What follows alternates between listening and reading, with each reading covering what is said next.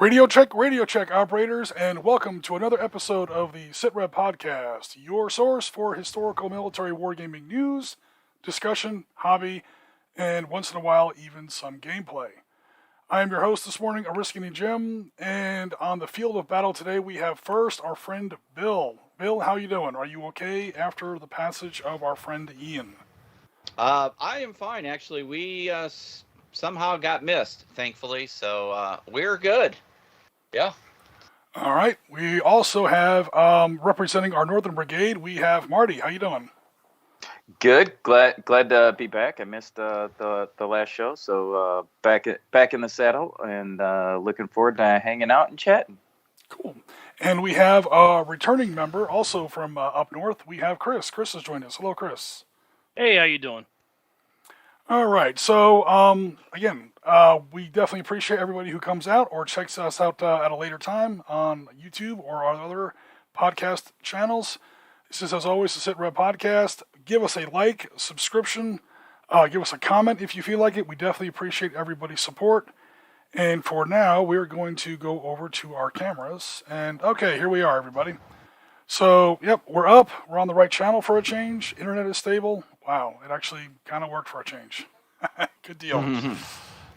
So, here we go for another episode. And there goes my camera. Because, okay, it's back. Whoa, what the heck? That was kind of weird. You spoke too soon, Jim. Right, literally, I put my hand down and it knocked the USB out of the camera. But that's okay, we're back. Okay, so, we got some people here in the chat. Tiger Shadow, hey all, it's my first day. Tiger Shadow, welcome to the show. We're very welcome glad. It's our first day, too. It's our first day of or it might sound like it. Just keep listening. Yep. Everyone who First day watches, of the rest of our life. everyone who watches a live podcast knows it's live, so chaos always ensues. But hey, seriously though, welcome to the show, and we'll go ahead and get started. So we usually get started with a quick hobby review here on the team. I know a lot's been going on, especially down here in Florida. Has anyone, Bill, have you been up to any hobby lately? Just reviewing a rule book for my upcoming project, Fistful of Toes 3. So hopefully I'll be able to start editing a video, and I've got two in the works. One will be going through the rule book itself, and then another one will be how to create armies and where to order them from. So that's what I'm working on. With first impressions, is that game as complicated as it looks? I don't think so, to be honest with you. Because someone sent me the rule book, it was like 400 pages. I think that was mostly armies. Yeah, it's mostly army list. The rules itself is like the first third of the book. So the rest of it is your army lists. So you're going to be doing that. It's not that bad. Either in 6 or 3 mil or something like that? Well, because of my limited space, it's more than likely going to be 3 mil, because then I can do 1-to-1s. So, I can have a whole tank, platoon, troop, depending on who you armored cav or regular armored infantry, on one stand. So I can have 5 M1s on one base. So, nice. And that would represent a troop. So that is the plan. All right. Marty, anything going on up there? So I've been doing 1-to-1 modeling. My daughter number 1 is getting ready to move out of the house into her first apartment. Yes. Woo! So my daughter Maria, for those of you that are familiar. So I've been, refinishing a kitchen table that somebody thought was a craft table. So they covered a solid oak table with black chalk paint. Oh, jeez. So that's like a war crime right there. I know. So that has taken me over a week to strip, sand, and restain, and I actually put the first coat of poly on it this morning. So it'll be drying during the podcast, and then afterwards I can go slap another, sand it down, put another coat of poly on it, and that'll be done today or tomorrow. That's in another room, right? We don't want to have to put a little sign over your picture. If Marty passes out halfway through the stream. No, it's sitting out in my driveway right now. It's a beautiful day up here. It's probably 63 degrees right now and sunny with a very light breeze. So gonna let all that happen outside, so we don't have to listen or smell that stuff. Hey, so what's the over/under on how many leaves are going to be stuck to the table when you get out there? Oh, it doesn't look good. I got one of those crappy honey locusts with those little teeny leaves. So I'm admiring my work after I put the first coat on. I'm kind of looking at it, seeing, did I get everything even? I'm looking at the tree, and it's just. I'm like, oh man, if they'll start landing on the table, I might have a case of the raging red ass. Oh no! But other than that, I've done almost nothing. It's been scooping up furniture for her and working on that stuff. I did get a new hobby desk lamp. My old one gave up the ghost, so I got a new articulated one. I don't know why I didn't do that years ago. It's so much better that I can maneuver this exactly where I want. I do love it.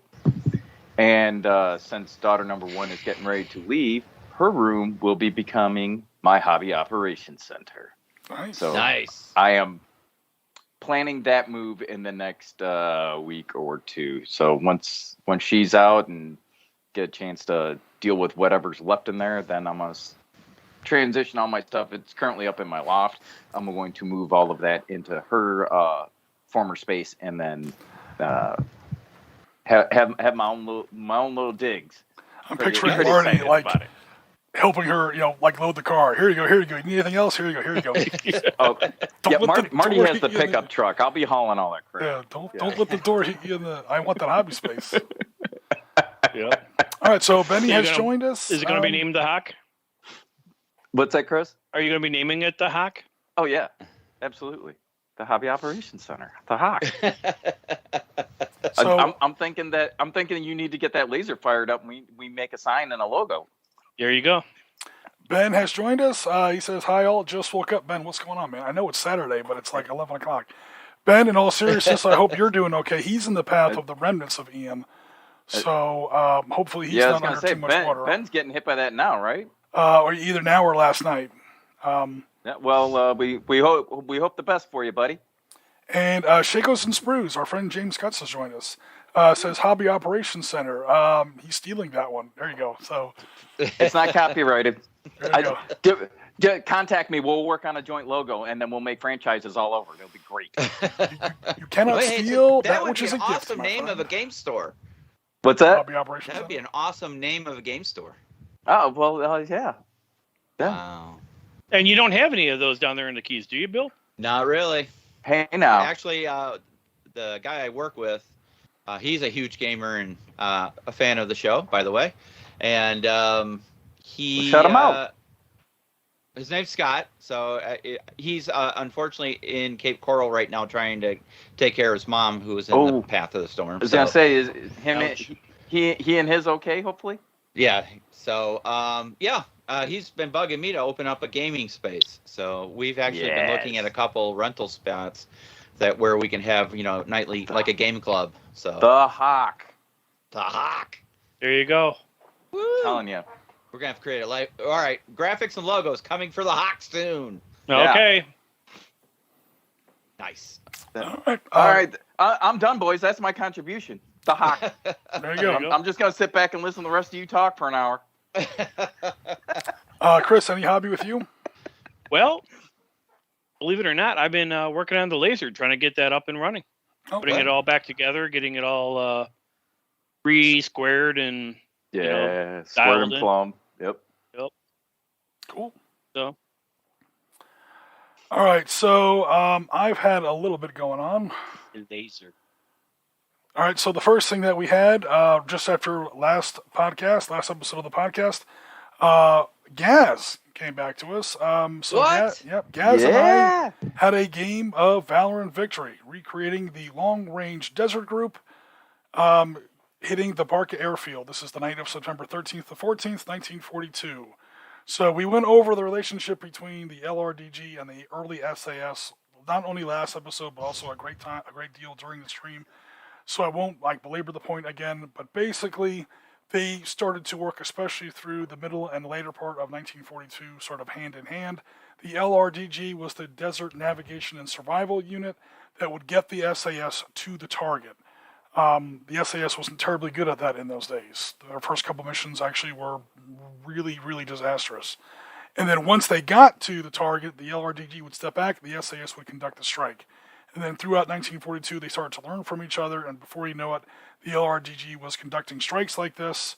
And of course, the SAS had learned how to navigate these deserts, which are not like deserts like the North African desert. This is not like the Golan Heights or the Sinai Desert or even way out like at Fort Irwin or anything else like this. Is like you might as well be on Dune, roll D6 to encounter random Jawas or get shot at by Tusken Raiders. This is deep, deep desert. Way before GPS or anything else like that. So we had a great game. I did manage to squeak out a win, although Gaz did let me play the Long Range Desert Group, so surprise, surprise. I had the Tier 1 operators. Shocker, I won. I don't think the game was terribly well balanced, but it was harder than it looks. I got lucky on a couple rolls. This is one of those games where if you lose 1 or 2 units, you've probably lost as the Tier 1 side. So that was definitely a great game. Let's see, what else did we do? Okay, I've been spending a lot of time down at Das Creek House, the home of the South Florida Miniatures Gaming Club.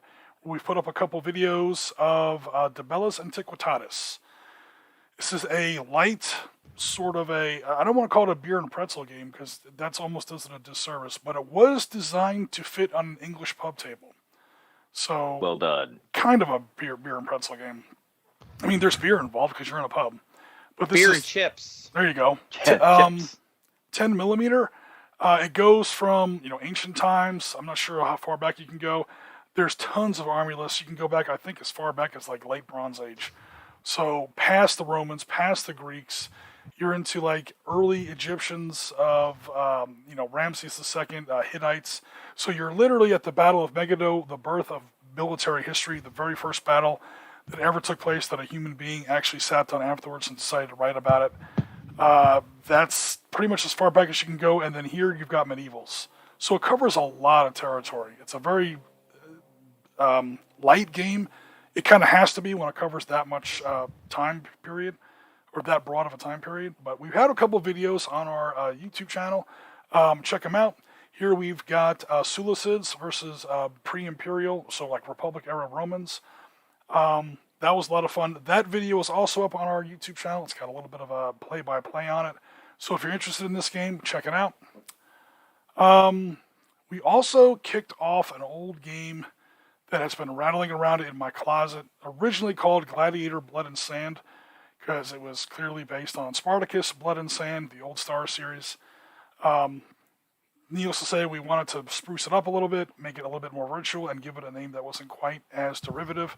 So we came up with Arena of the Damned, and it's a skirmish gladiator system. So I made about 50 counters, as you see here. Here's some of the gladiatrix figures. There are possibilities and different options you can choose. There's at least 4,000 or 5,000 possible counters here, just for the women, and then the men it's like 1,200. They have slightly less options. Basically, the men don't have tunics, so that's one less thing that generates additional choices. So we've got the 4 basic classes. We've got the Myrmillos up front. That's the guy with the classic shield and the sword. Hoplomachus with the shorter shield and the spear. Dimachieri, the 2 swords, and the Radiaris, which would be the trident and spear, or I should say trident and net. Along with Noxia criminals, and there's a whole bunch of other stuff, crossbows, axes, so on and so forth. We had a couple games of it on last week's stream, or actually we had a game of it last week's stream. We demonstrated how we create a fighter, and then we actually had a battle. That was kind of fun. Jen did walk away with a win on that one, although she took at least 4 wounds. She didn't walk away completely unscathed. And this is more or less how it looked. Again, the video is on our YouTube channel if you're interested. I think it's also linked on our Facebook page. So you create a fighter, you do some of the paperwork ahead of time, you create, how the basic attributes of the fighter, plus all their skills in combat, plus all their skills for campaign or scenario-based games, and then you go from there. What makes this game, at least what I was trying to go for, a little bit different than like typical skirmish game. Well, it's really only like 1 or 2, maybe 3 or 4 per side. So it's a super, super low level skirmish game. Is that this usually takes place in an arena. So scores like aura, performance, things like that are just as important as sword and shield. Literally, if you lose a fight and you've managed to score enough aura plus performance rolls, the crowd likes you, they'll give you the thumbs up. It can literally make a big difference whether or not you live or die, is how likable you are. It's WWE with swords. It's half fighting Nice. and 90% performance. So 10% fighting, 90% performance, although that's a little bit of an exaggeration. So that was last week. We also did last week. We have some video for this upcoming, hopefully coming out later this week.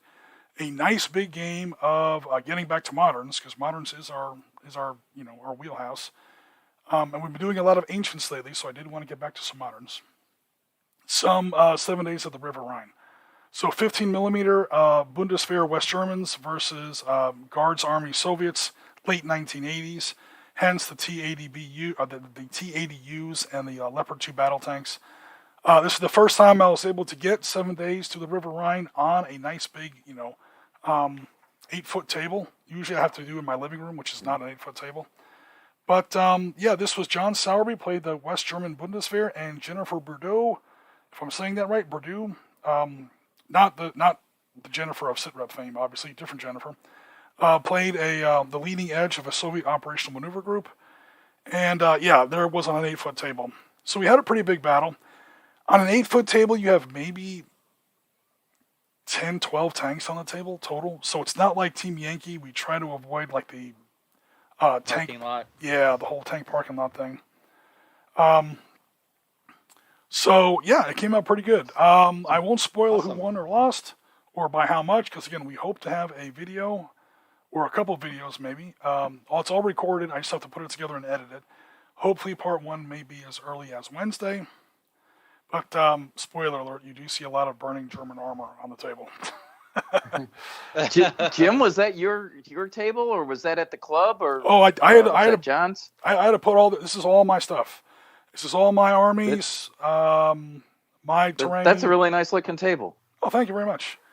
Yeah. I've been building up 15 and 20 millimeter terrain for years, so sometimes it gets a little dinged up.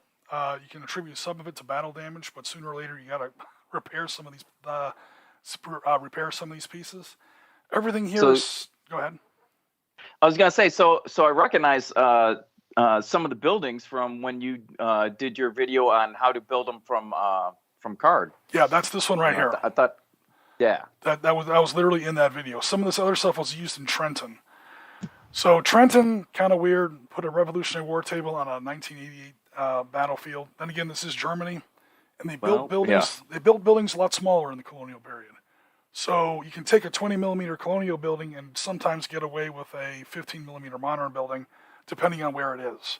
I wouldn't put this building here in Manhattan, nowadays, but out in the Bavarian countryside, who knows? Yeah, looks good. Cool, thank you. Yeah, everything there is on the house. Oh, cool. So everything here is scratch built, except for the Christmas trees, which aren't really Christmas trees anymore. But they started off with like those diorama trees. Yeah, take a pair of scissors, you hack them up so they're no longer those perfect cones. Put some zenithal, like lighter green on them, and they look okay. Other than that, everything is the cars, like our little Matchbox cars. And anyway, cool. So before we go on to the next thing, let's catch up with the chat. Yes, Gaz is with us.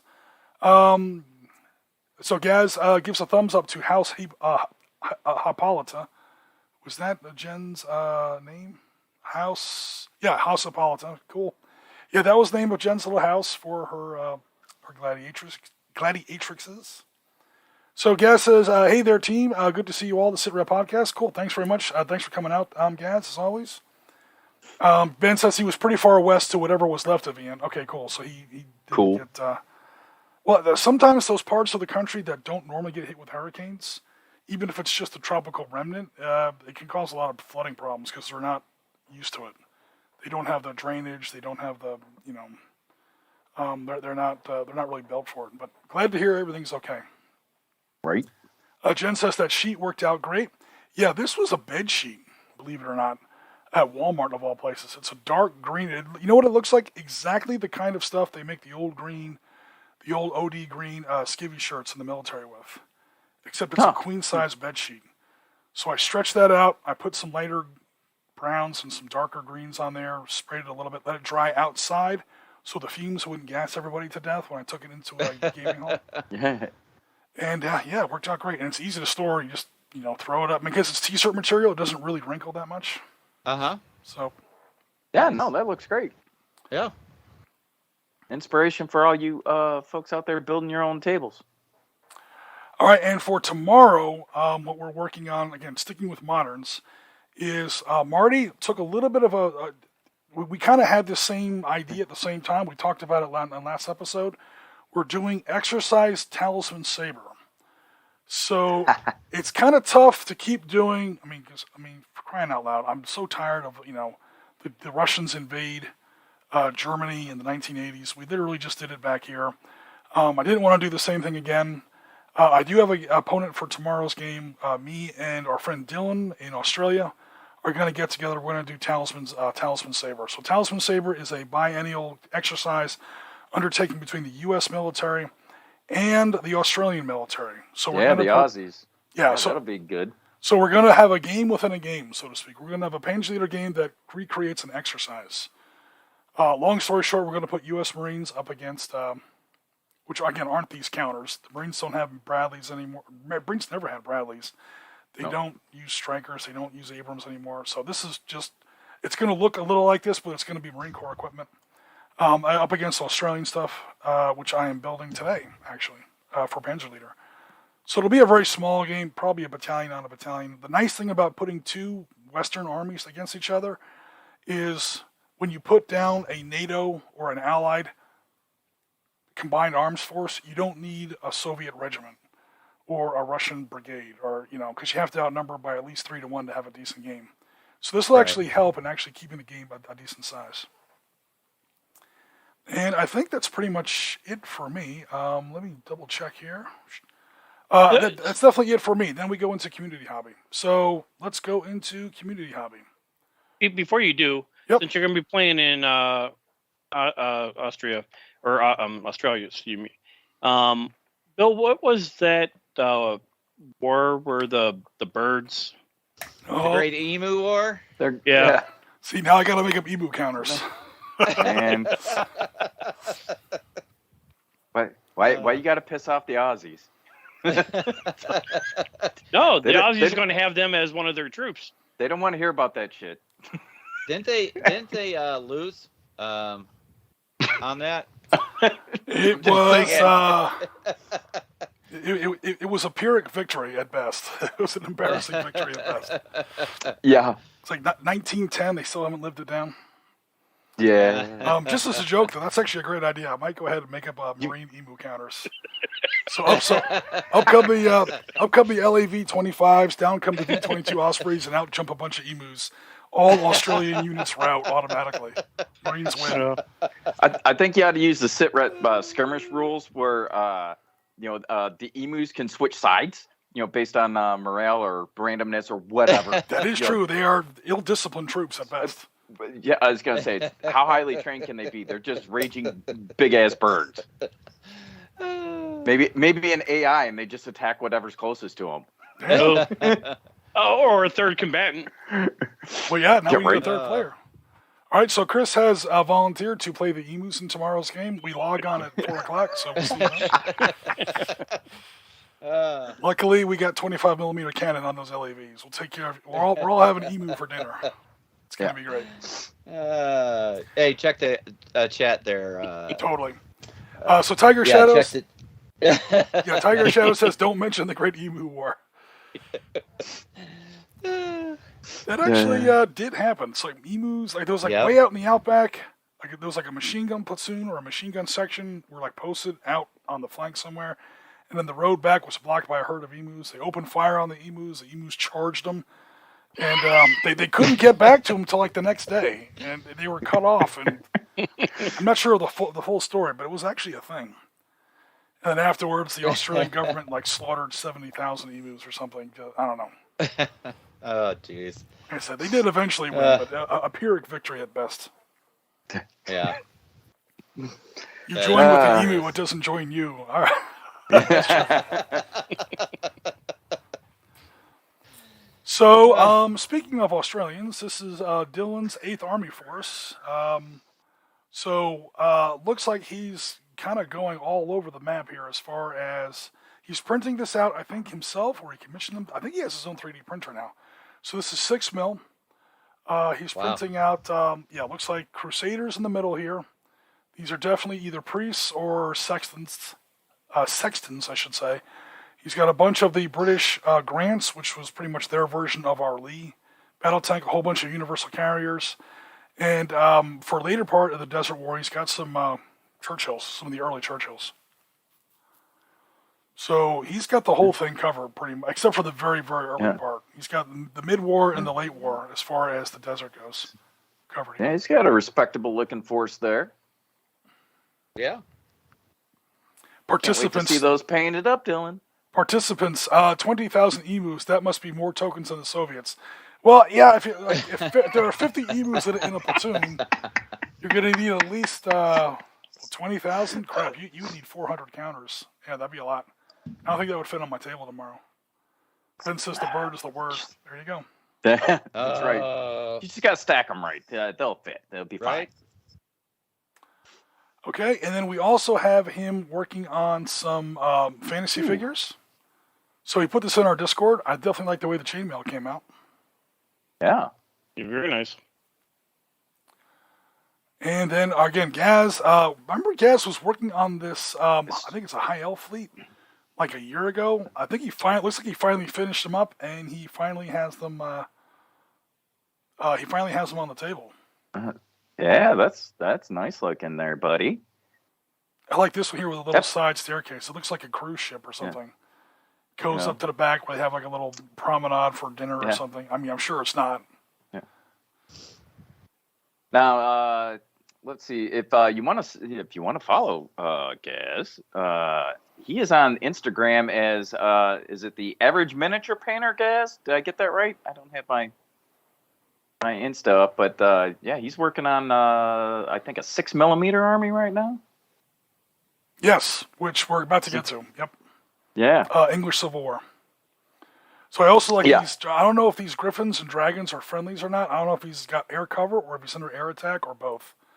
Maybe the Griffin is his combat air patrol, and here come the incoming torpedo bombers, i.e. Dragons. We've all seen Game of Thrones. We know what a dragon will do to a fleet in our big hurry under the wrong conditions. So there's a little bit more of a wide angle. Hopefully those are friendlies. I like the little island terrain he's got here. That's pretty cool. Yeah. Oh, cool. So Gaz says, cheers, guys. They went up against a dwarf fleet. Well, you got elves versus dwarves. I don't know anything about fantasy, but I do know. Is this a Mantix game?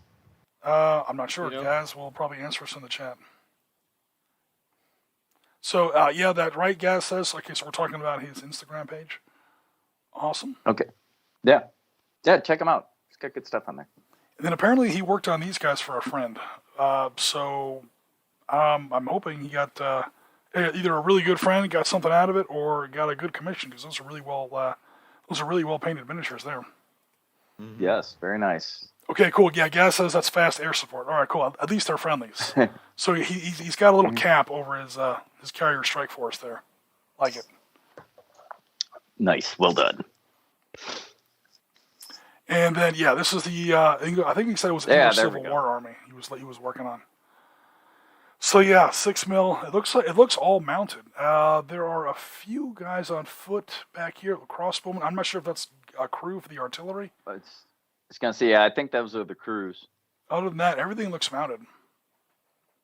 Some sort of cavalry or another. So it's all cavalry, all artillery. Interesting force. Impressive. So Bill, he says Man of War from GW. Yep. Okay. All right, and that was pretty much it for hobby. So cool. Again, if you're if you're interested in seeing your stuff on our show, we are. You can always put it on our either Discord. The invite to our Discord is in the description of this video, or you can go to the Sitrep Facebook page. You can also put your content there as well. I check both when we're putting together these little slideshows, and we try to feature your stuff in the show. So Gaz says, I'm currently sat here painting the small horses. This is just one side's cavalry for the Battle of Eggshell. Damn, that's a big one too. That's one of the biggest battles of the English Civil War. So, yeah, hopefully you're not building that whole force yourself, or if you are, good luck. We definitely want to see more progress. Yeah. So that's going to be a big project. Right. And so that wraps up Mr. Hobby. How about we go into some news now, Marty? Absolutely. So I went kind of light on the news. I have a couple other things other than the stuff that I shared with you earlier. So like I said, kind of a light day, and as you know me, news may be news to me, not news to you. So that's your catch line, isn't it? It should be, and you'll see that in a minute. One of the things I saw while I was cruising around, Black Scorpion miniatures. They make a rule set for a Western game called Tombstone, like an Old West, Wild West kind of game, as well as another called Cutlass, which is a pirate skirmish game. Their miniatures are really nice, so if you're interested in that, hey, go check that out. But what caught my eye is, it's their birthday. They turned 17, and they decided that they're going to be giving away a miniature for free if you spend more than 10 pounds at their store, which is, I think the dollar and the pound are about even right now. So $10. That's crazy. USD. That's nuts. And I can't remember the last time that happened. And they made a Christmas model, and their Christmas model is a drunken Santa with a reindeer on the roof. We may have to buy that. It's hilarious. Miniature. We may have to buy that miniature for our next. Go spend $10 and get your miniature. We're gonna have to buy that miniature for our next Christmas Santa battle we have every year. And I think they're just, if I remember correctly, it's just blackscorpion.com. But Google Black Scorpion miniatures, and you can find a link to it. Another interesting little piece of news, which happened recently. Warlord Games has acquired Conflict 47, World War II game. Yeah. So they've Warlord and Clockwork Goblin, who owns the game and created it, have been working together for some time. I think it's like 8 years now, something like that. And the ranges continue to grow. The game continues to steadily progress in popularity and whatnot. And Warlord and Clockwork Goblin worked out a deal, and Warlord now owns it lock, stock, and barrel.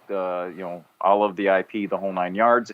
And will continue to distribute and probably increase distributorship of Conflict 47. So if you're into that stuff, which is adjacent to one of my favorite games, because I like Dust 1947, except it's not supported anymore, to say the least. This is a nice adjunct to it. Mm-hmm. And then particularly, now this is one of the things that, like I said, may not be new to you, but it's new to me. I literally stumbled over it looking for something else while I was actually shopping for my own hobby materials. Scale 75 makes environmental kits, and their environmental kit is, it's $45-50, and it is enough stuff for a particular theme. And when I say theme, spring, fall, summer, autumn, the seasons, as well as they do jungle, urban, and cold, and fantasy. It is like everything to make a very small table, maybe a diorama, a bunch of basing stuff if you want to base your things. But it's got everything you could want. There's water effects, there's flock, there's static grass, there's trees, bushes, flowers, there's garlic.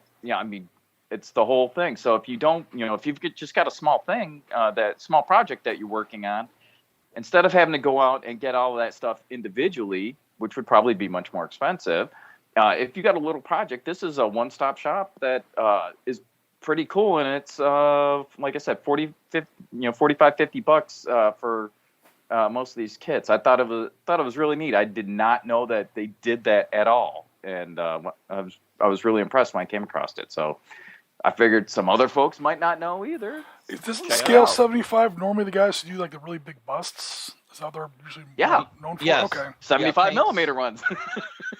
Yeah, oddly enough, yeah. Awesome. That's So also as new well to as me. they've also got their own paint ranges and brushes and whatnot as well.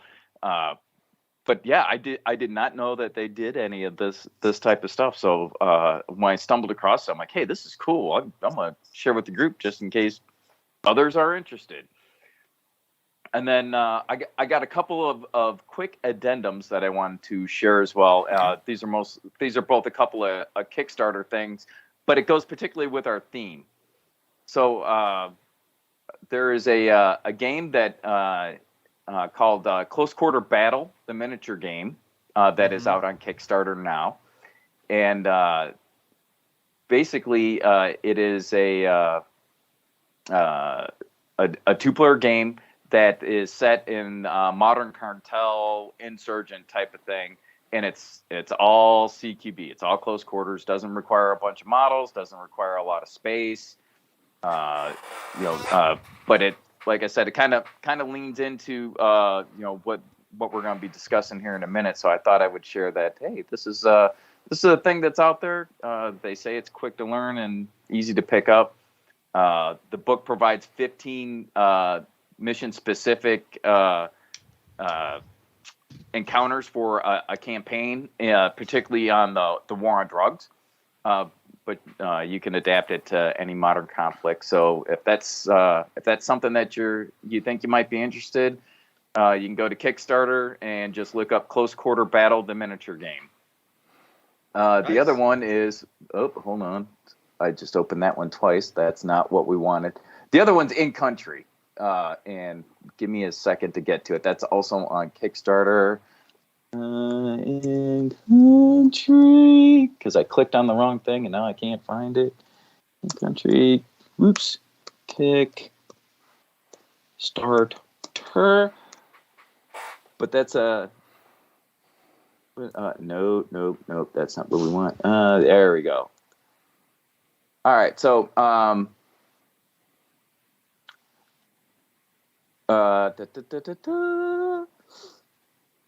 where are we at?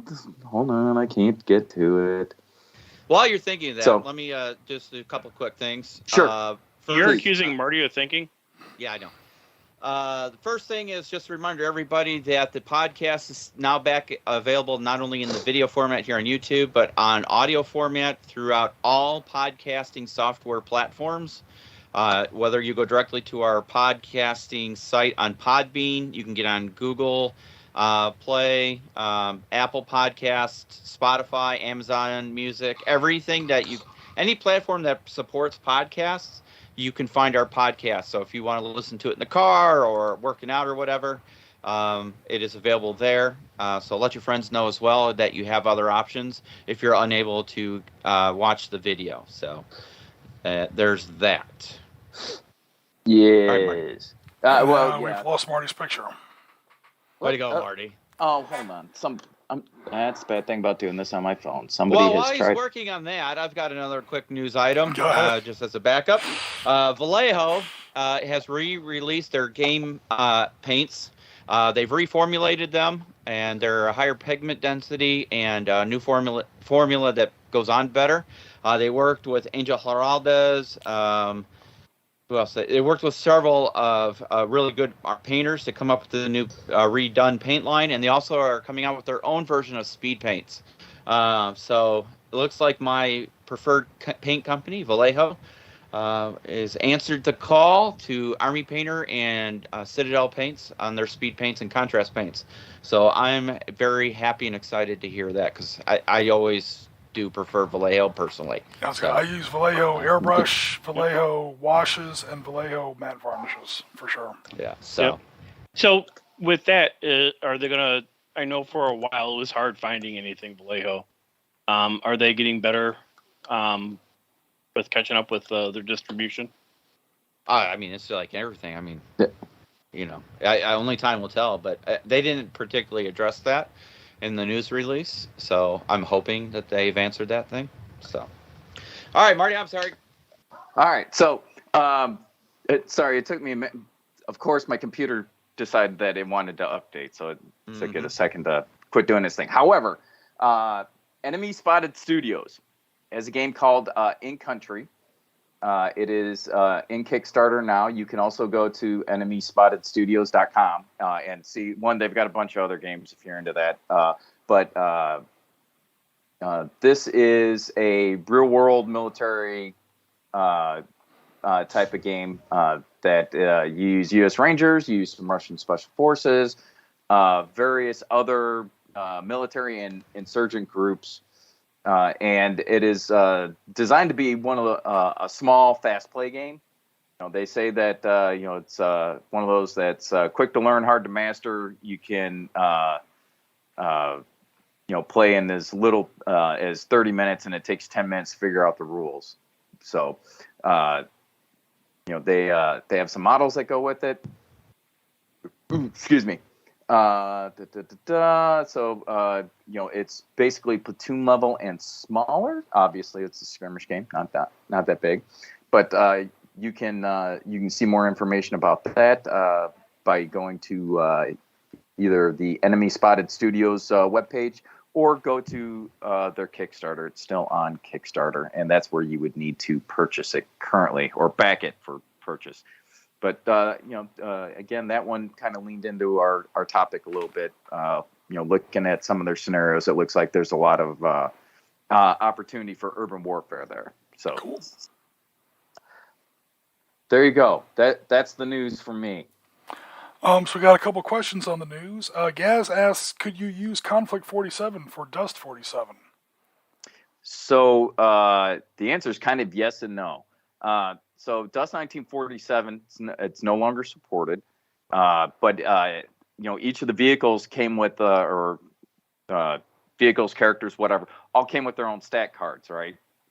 So you would have to homebrew that portion of it, but provided it's not like you're going to a tournament with it these days. So as long as you and your buddies agree that this piece of equipment equals these stats. Yeah, there's no reason why you couldn't. As well as I know that I'm in a couple of social media groups for Dust. There are dudes that proxy things in all the time. They're like, I don't like the look of this one, so I'm going to use a different model for it, but use the same card. You can certainly do that. Again, you might have to make sure that your opponent's cool with it, but I think generally speaking, at least over here in the U.S., because it's never been a truly competitive game over here, like tournament scene or anything, I think that would wholeheartedly be acceptable. So yeah, go for it. And by the way, they have some cool models. So I mean, if you're into that stuff, go check it out.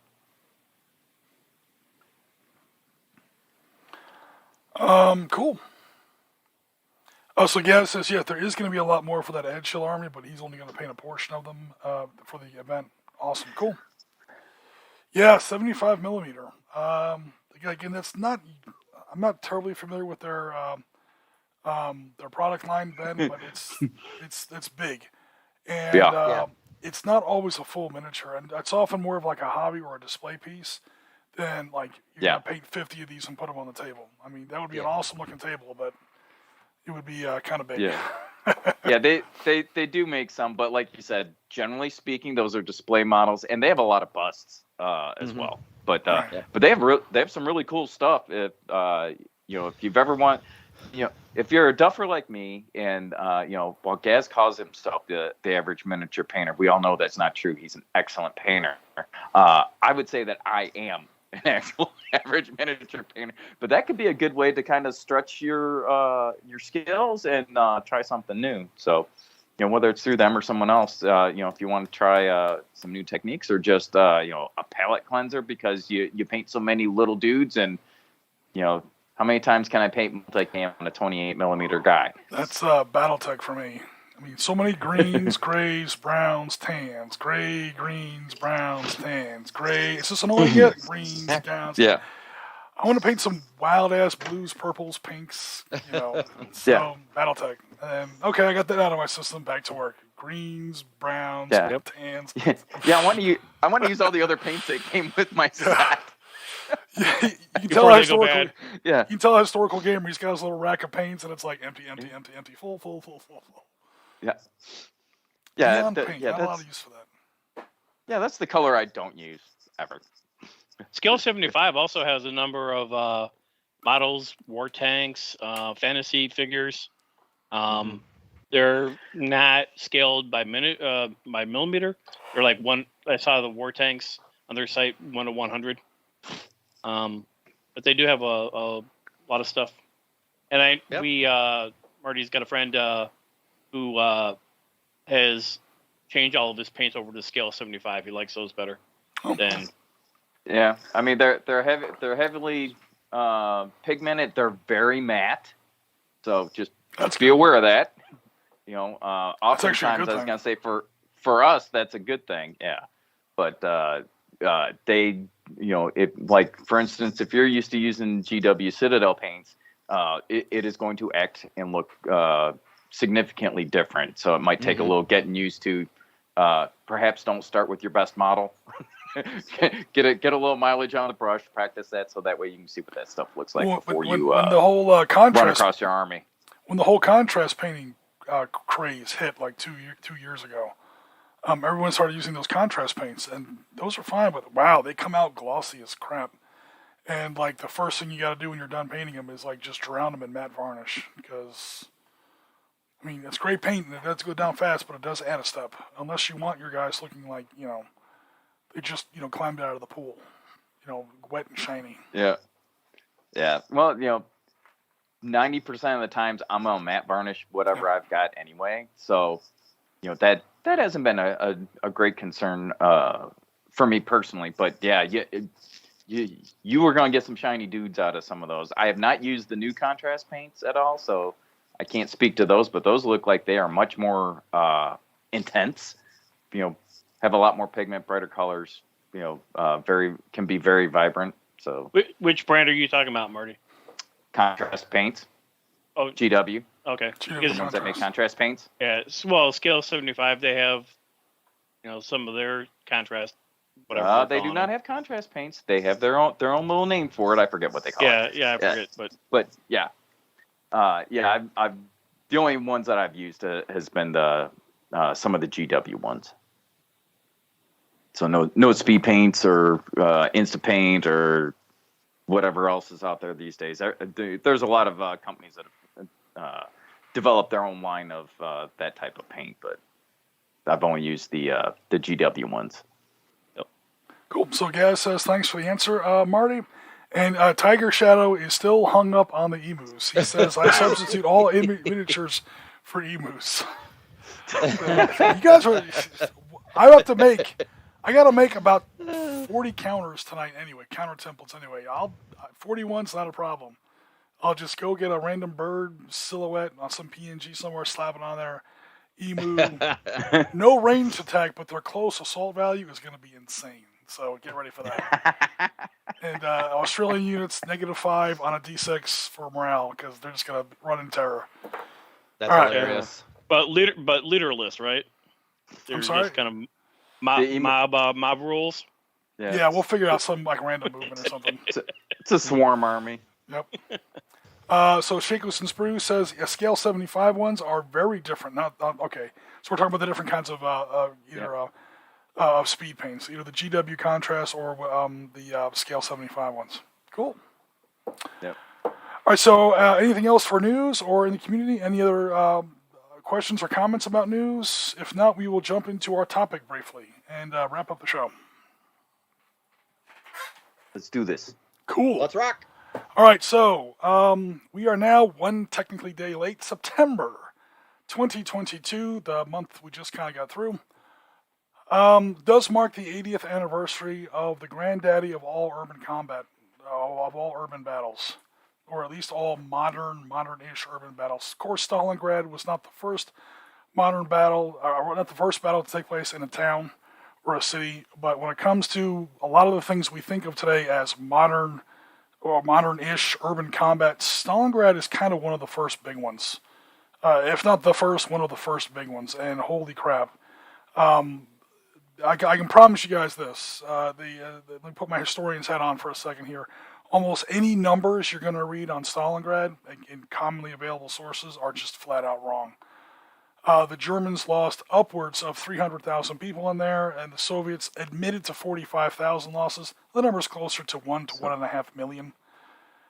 To this day, in Volgograd, they call it nowadays, when they are going to build either a road, a canal, a bridge, something bigger than a house, some kind of like civic building or commercial building, they've got to leave an extra month or two in the schedule, because odds are 3 out of 10, 2 out of 10, who knows what. There's a chance they're going to hit more undocumented human remains. Nobody knows how many people died in that fight. It's completely insane. However, as far as what we're talking about here, it is one of the the great urban battles in the history of warfare. And in this battle, we saw a lot of the fundamentals that we see sort of established and kind of take for granted in modern combat today. So, control of the sewers. If the town that you're fighting in is big enough to have sewers, subterranean sewers, and not just pipes, but actual sewers that you kind of go down into, you better have some eyes down on there to be sure. This became a huge thing in Stalingrad for sure, because it was a larger city. One of the big things that I read about is the Russians learned, or the Soviets, I should say, the Soviets learned very quickly that if you're taking a building, now the first thing you have to take is the stairwells. If you control a multi-level building, if you control the stairwells, you control the building.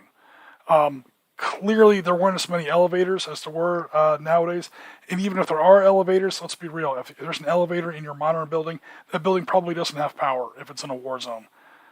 So the elevators aren't running anyway.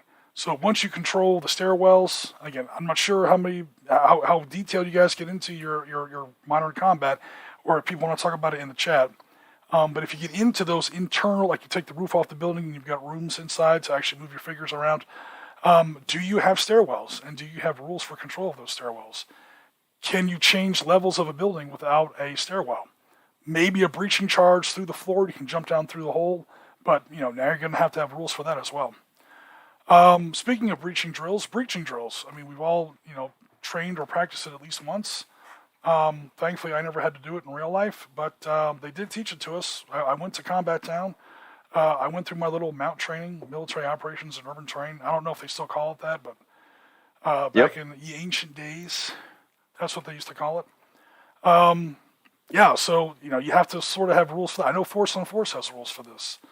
It becomes a big deal when only, you can have a fire team of 4, but only one guy can go through that hole at a time, and that's going to cause a problem. Line of sight, engagement, reactions, and things like that. The importance of taking a building from the top down. This was definitely something they taught us. It's always the toughest way to attack a building, but if you go in the building on the ground floor and you're trying to clean insurgents out, from the level 2, level 3, level 4, they have nowhere to go, and they're going to fight 10 times as hard. If you can possibly manage it, if you can take a building from the top down, you're giving them a way out. They're going to run away, and then maybe you've got a couple fire teams on the street for fire watch to either kill or capture that threat. The other nice thing about clearing from the top down, Jim, is once you've cleared that level, unless your enemy has some way of getting to the top from another adjacent building, they have air support. They've got wings, whatever. Right. Once it's cleared, it's cleared. So you don't have to worry about what's behind you. In this case, okay. What's above you as you work your way down. Yeah, unless he's got that's really reassuring as a dude rolling through a building clearing rooms. Unless he's got batarangs and bat cables, he can streak up the side of the building real fast, which probably doesn't. Let's be real. Yep. Cool. So yeah, satchel charges, breaching charges, flamethrowers. The Russians really got into. I mean, that's probably not something that our guys were able to use very much in Afghanistan and Iraq, but the Russians had no qualms. Flamethrowers in the big urban battles. So we're talking about Stalingrad, 3rd and 4th Kharkov, and especially Berlin.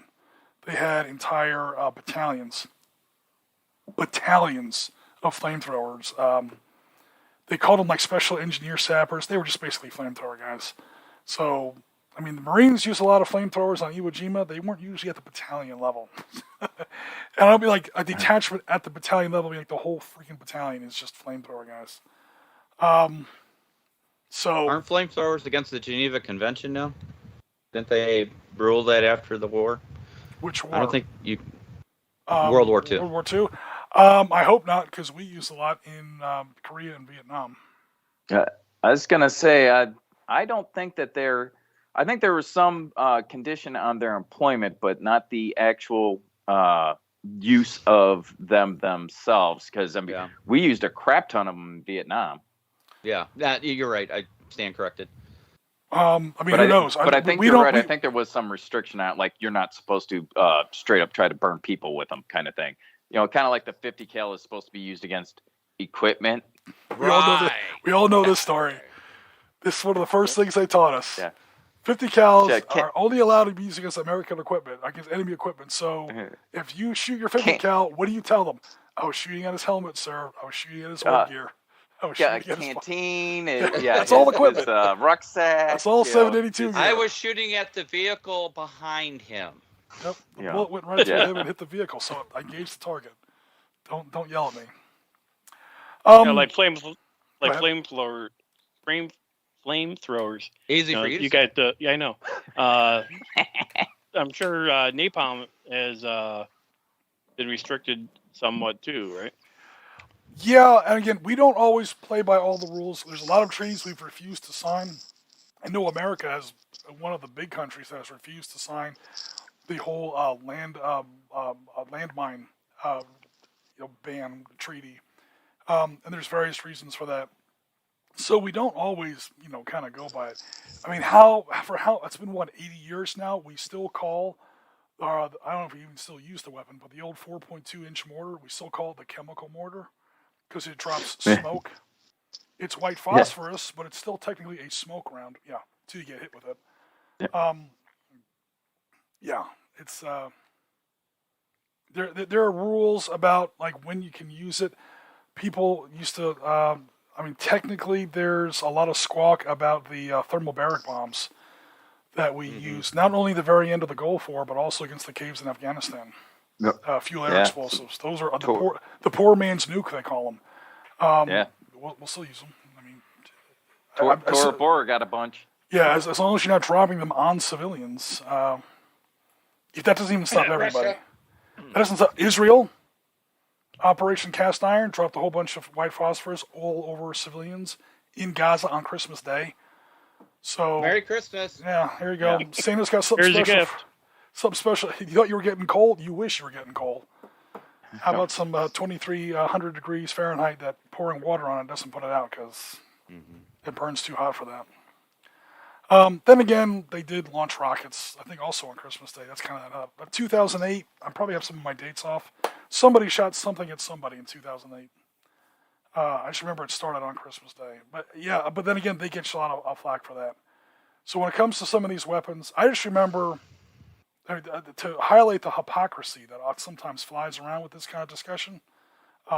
Special weapons, shooting at civilians, or engaging with certain kinds of weapons on the battlefield.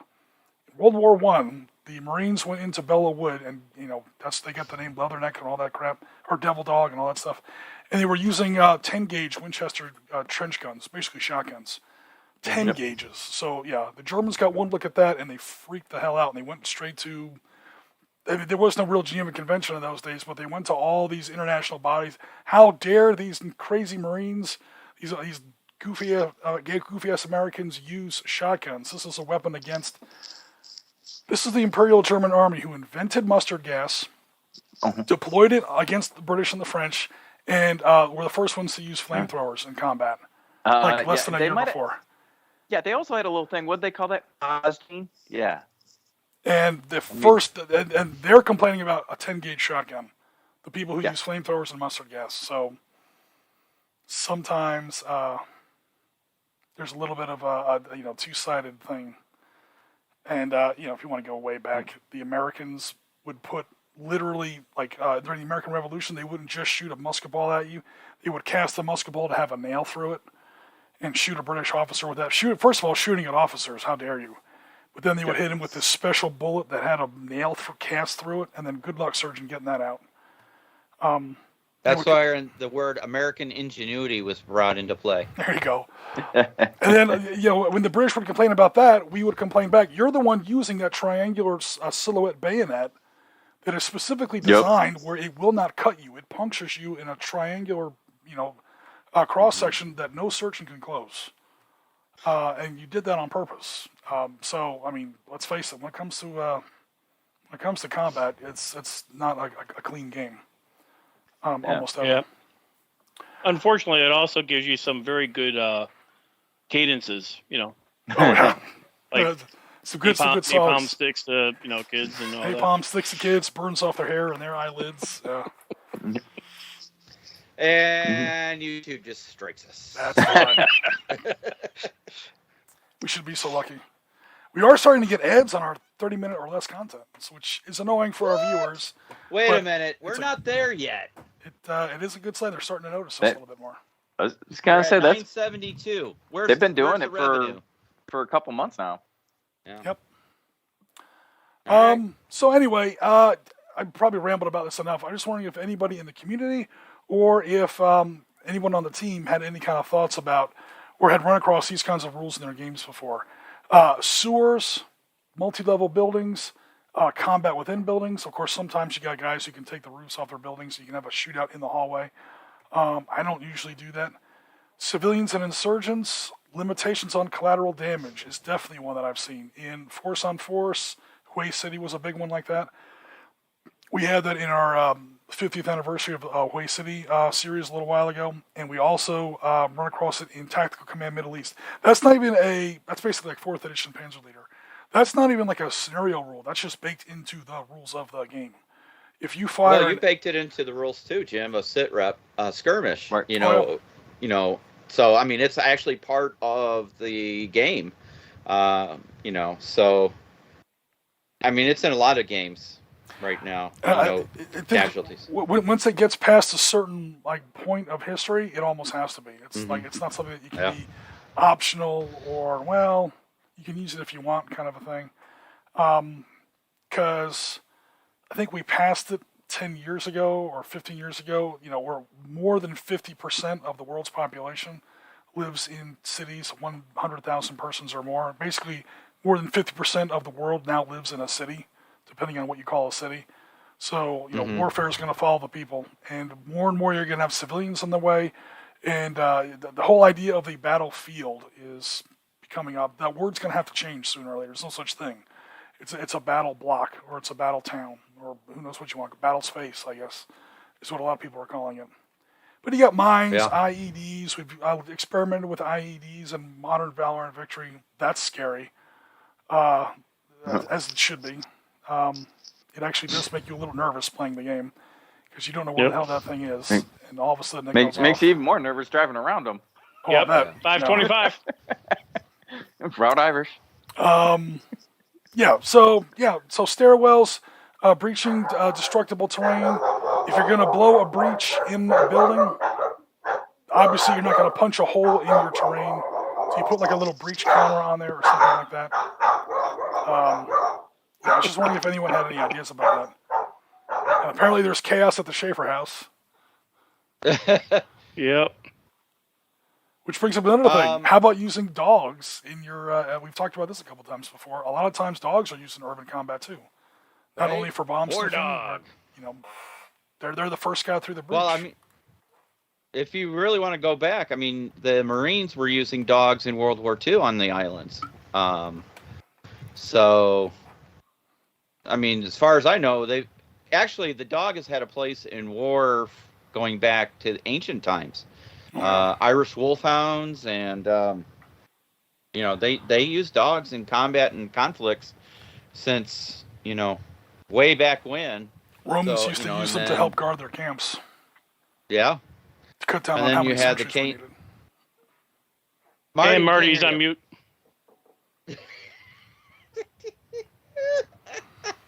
Anyway, but I mean, come on, you watch. Modern conflict, you've got the K9 units that are actually parachuting and rappelling out of helicopters, and into battle zones. Actually, when I was in jump school, we had a dog as a mascot for Charlie Company at the jump school, and he actually jumped with us during our jumps. So, he jumped with the first sergeant. So, dogs have always been part of the military one way or another. So you definitely could bake them into roles. Yeah, and as I was trying to say before, I had to go deal with these dudes. Apparently, my camp at Casa del Schaefer is well guarded. Yep. I'm pretty sure that there was a leaf that moved outside, and I am now well protected from it. Whew.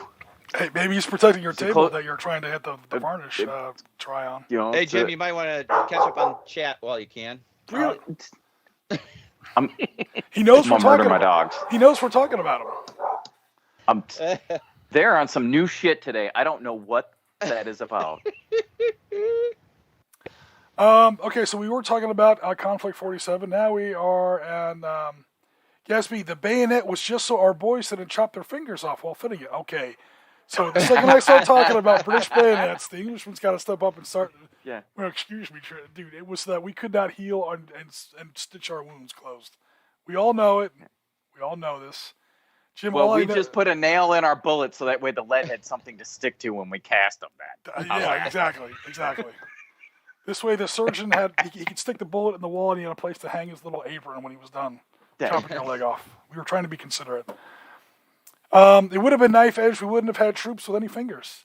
We're kidding around with gas, but I did cut myself on an M7 bayonet one time, and holy hell, that some bitch was sharp.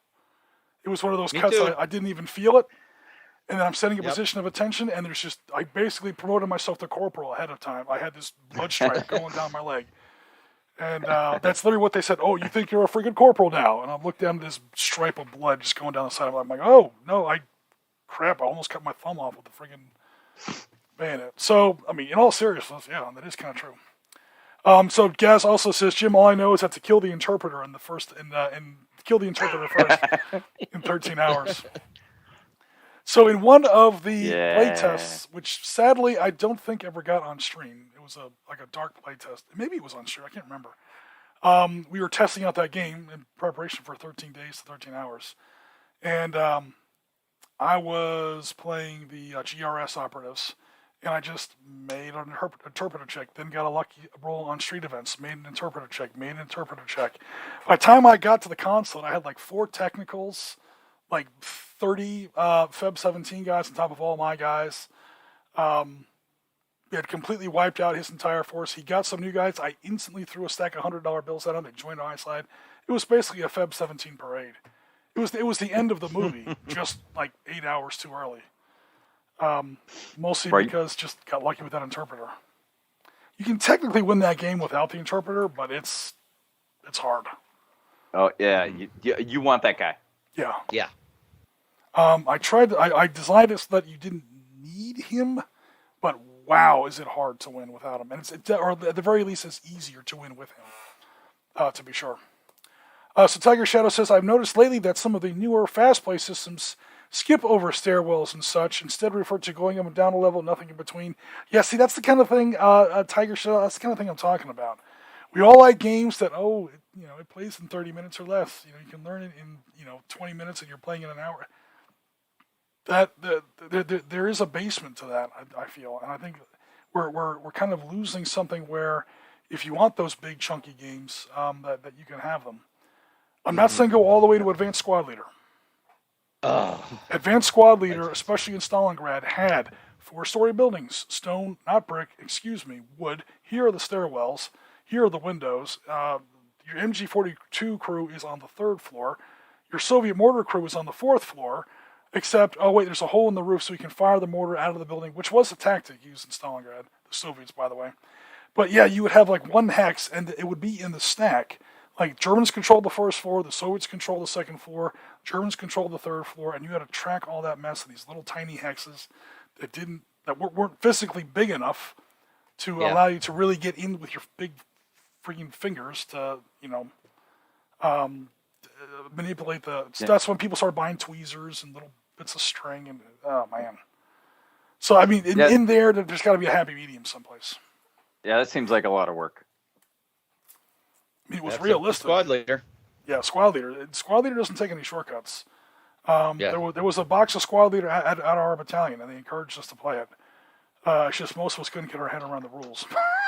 Because it was also, I'll make the joke first. It was a Marine barracks. But in all seriousness, I mean, even a big crunchy hex encounter guy, the squad leader, or advanced squad leader, especially advanced squad leader's not that bad. Advanced is over the top. So there's squad leader, then there's advanced squad leader. Even advanced squad leader's not too bad. The problem is that there was literally like 50 or 60 modules that came out after that. Mm-hmm. One for the Italians, one for the Germans in Russia in 40, basically Stalingrad, one for the Germans in 43, one for the Germans in 44, the Americans, the Marines, the Japanese Marines.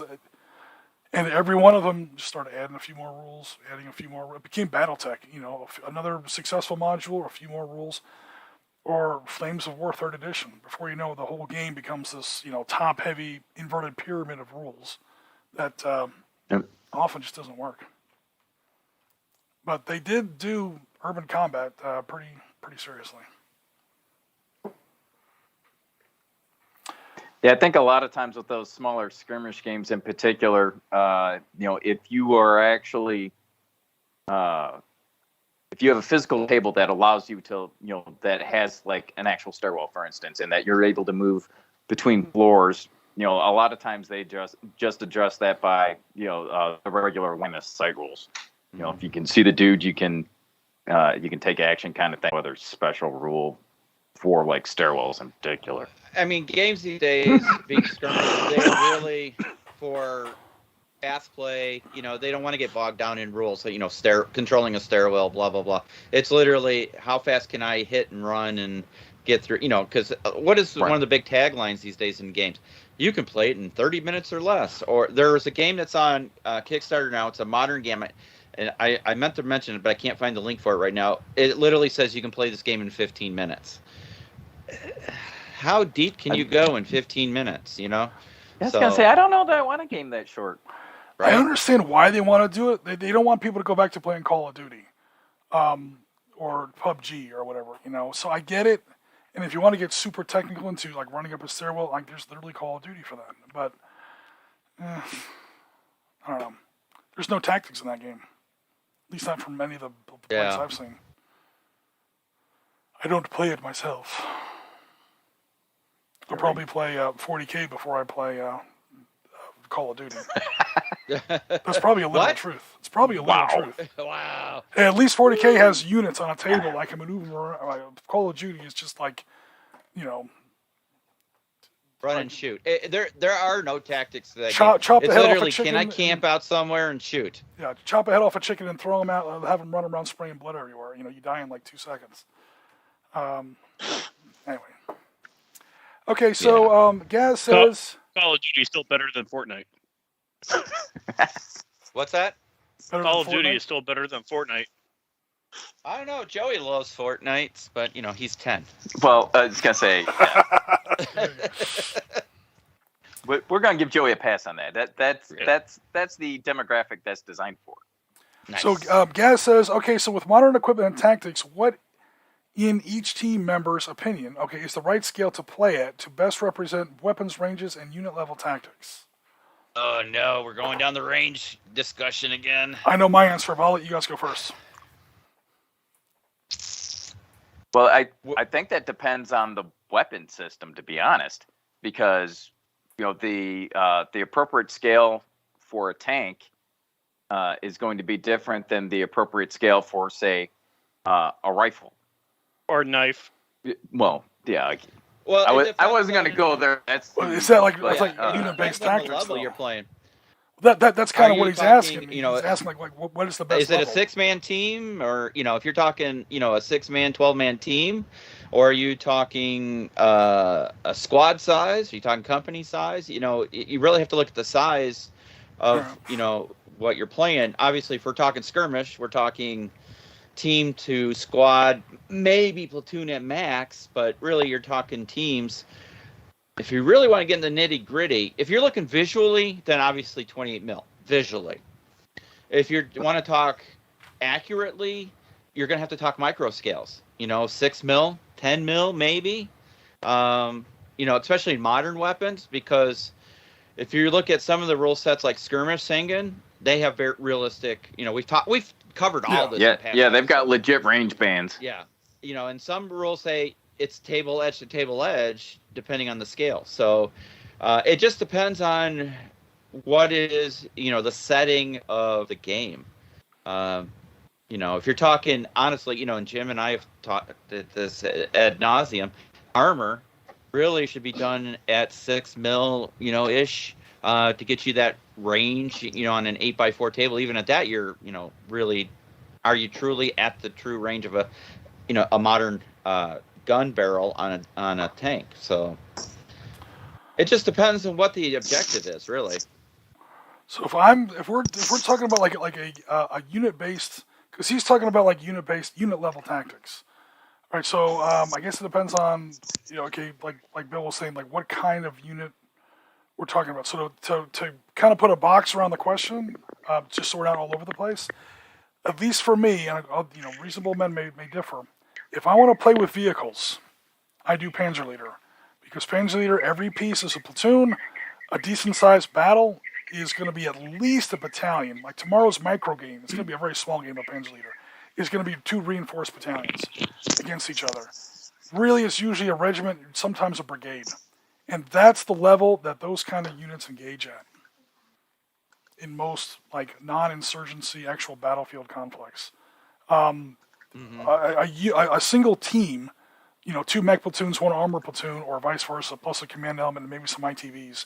They're not out there just swanning around by their own. They're part of a battalion. That battalion is part of a brigade, and so on. So you have to have a table with that kind of elbow room on it. So as far as scale, Panzer Leader is literally, assuming 1-inch hexes, 1 to 10,000.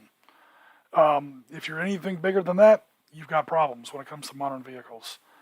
When it comes to infantry, I mean, everyone knows I do Valor and Victory, so I won't go into why. I won't go into Valor and Victory. But as far as the reasons why, it is small enough to have fire teams and squads and individual leaders or heroes, and it is big enough to where it can actually have fields of fire, fire lanes, support missions, and again, the unit-based tactics that I think Gas is referring to. So that's usually like a company. A mini game of Valor and Victory, you want to get together and play a half-hour game. That could be like a platoon, but it's usually about a company, maybe 2 companies. 2 companies attacking 1 company is usually what we see in Valor and Victory. So hopefully I was close to the intent of that question. Tiger Shadow says, yes, the higher the velocity of the weapon, the smaller the scale should be. Higher the velocity of the weapon. So we're talking about muzzle velocity? So the higher the range? Because muzzle velocity equals range. Yeah, because I was gonna say, that's exactly how that works out there. It's the faster it's going, generally speaking, the farther it'll go. Yeah, it says, I guess the best way I can frame the question is playing as the CEO of a single unit. Yeah, I often say that all war games are at their heart role-playing games. You are on a skirmish game, maybe a senior NCO, maybe a boot lieutenant. In Valor and Victory, you're a first lieutenant or a captain. And in Panzer Leader, those kind of, or you know what? Let me not stop. You talk about those. We talk about more about miniature games. Panzer Leader. I keep talking about Panzer Leader. I'd say 7 Days to the River Rhine.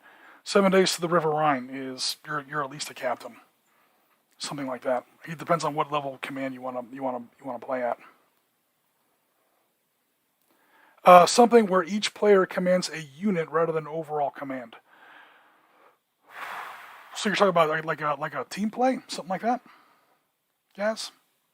Hopefully I'm getting close to the question, but we're gonna have to close it up here pretty soon anyway.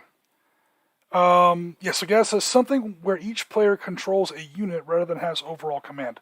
That's most tactical war games, if I understand the question correctly. I mean, you're never out there completely by yourself. Yeah. In Panzer Leader, you're in charge of a regiment. There's supposedly a regiment on this side and a regiment on that side. They're not usually on the table. You have overall command of your table. But a game here's a miniature game, so I stopped talking about my Hex Encounter silliness. Battle Group. When you're playing 15mm Battle Group for World War II, that game reminds you with every roll of the dice, you are part of a much larger environment. and that's 15 mil usually, and it's individual men, individual tanks. It's a little smaller than Team Yankee, a little smaller than Flames of War. But you don't just have like fire missions in your order of battle. You have a priority. You have to call back to regiment. You have to call back to brigade. You have to call back to division. And depending on what priority you bought and what your dice roll was, depends on what you get. Obviously, first priority costs more than second priority, costs more than third priority. But once you get down to third priority, you're lucky if you get like a battery of mortars, 81 millimeter mortars. If you're first priority, you might get some 8-inchers from all the way back at core. And then God help your opponent. But then again, that costs you how much to be first priority? And the battle rating system. So that game says you still got units on the table, but your battle is over if you hit a certain point. And it's got nothing to do with looks like my camera's frozen on a really weird spot. Yep. That's good. Hey, yeah. Real quick before Marty God. drops off, wanted to wish his household commander happy birthday. Thanks, buddy. I'll let her know. And Wow. I got to punch out that phone call that interrupted me earlier is my eye doctor moving my appointment. So I have to punch out early. It's been a pleasure, boys. Carry on. Do good things. Right. And we will talk to you later. Sounds good. Later, bud. All right, we lost Jim. No, I'm still here. I'm just trying to get my camera reset. Because I was paused on a really goofy image there. I was like, and it was frozen there. Someone's gonna clip. There's our thumbnail. Someone's gonna clip that. That's gonna be someone's friggin' desktop now. But anyway, all right, guys. Yeah, so we're pretty much done anyway. We only meant to run about an hour and a half. We're coming up on that now. Jim just sat on something. Yeah. A unit for us would be a regiment. Okay, so if you want to play a regiment, we're talking Panzer Leader. Panzer Leader is regiment is right down the middle of the road as far as a Panzer Leader game, or GDW Assault if you want something a little bit more modern. Tactical Command Middle East is modern day Panzer Leader. That's where you get into regimental, where there's a regiment on the table. Now, if you're talking about each piece as a regiment, that's almost operational level gaming, and that's another whole episode, which we can totally get into. In fact, we've got some of Piotr's content on regimental and division scale gaming. Or not regimental and divisional scale, regimental and division based. Two different things. Gotcha. Cool. All right, everybody. All right. Unless anyone else has any more thoughts, we're going to wrap up the show. How are we doing? I'm good. Okay, then. Everyone, thanks very much. We are rounds complete. Tango Mike, as always, for listening. We will be live tomorrow at about 4 p.m. Eastern Time for some U.S. Marines versus Australians and emus. We're going to add emus to the scenario now just for fun. Hopefully Dylan doesn't watch this before the show. Otherwise, the surprise will be lost. But in all seriousness, we're taking off, guys. Thanks as always.